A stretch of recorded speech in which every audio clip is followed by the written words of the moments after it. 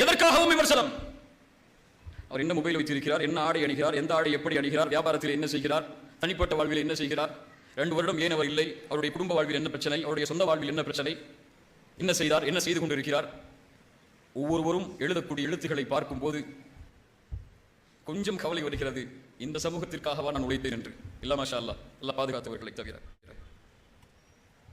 கண்ணியத்துக்குரியவர்களே, நான் சம்பந்தப்பட்டிருக்கிறேன் என்பதற்காக இதை சொல்லவில்லை. இது போன்று எத்தனையோ மனிதர்கள் பாதிக்கப்படுகிறார்கள். நம்மால், நம்முடைய நாவுகளால். மனம் அழிக்கிறது. முஹம்மது ரசூல் ஸல்லல்லாஹு அலைஹி வஸல்லம் அவர்கள் இந்த சமூகத்தை விட்டு சென்ற நிலையையும் இப்போது இருக்கக்கூடிய நிலைமையும் பார்க்கும்போது ஒரு நிகழ்வை சொல்கிறேன். அதற்கு முன்னால் இது போன்ற விமர்சனங்கள் யாரால் பேசப்பட்டதோ, என் தனிப்பட்ட வாழ்வை பற்றி, என் வாழ்வில் இருக்கக்கூடிய பிரச்சனைகளை பற்றி, அவர்கள் யாராக இருந்தாலும் என் மீது நல்லெண்ணம் கொண்டு இதுவரை அதிலிருந்து விலகி இருந்தவர்களுக்கு அல்லாஹ் அருள் செய்வானாக.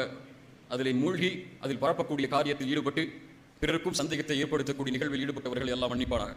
அவர்களுக்கு மன்னிப்புதான் என் புறத்திலிருந்து செய்ய முடிகின்ற ஒன்று. நான் மன்னிச்சுட்டு தான் சொல்றேன், மன்னிச்சிடறேன். ஆனால் தயவு செய்து சமூகத்திற்காக உழைப்பவர்களுக்கு கரம் கொடுங்கள். அவர்களை எப்படி அழிக்க வேண்டும் என்று திட்டம் தீட்டாதீர்கள். அல்லாஹ் பாதுகாப்பானாக. எந்த விமர்சனம் வந்தாலும் அதில் தெளிவு பெறாமல் பிறருக்கு எடுத்து வைக்காதீர்கள்.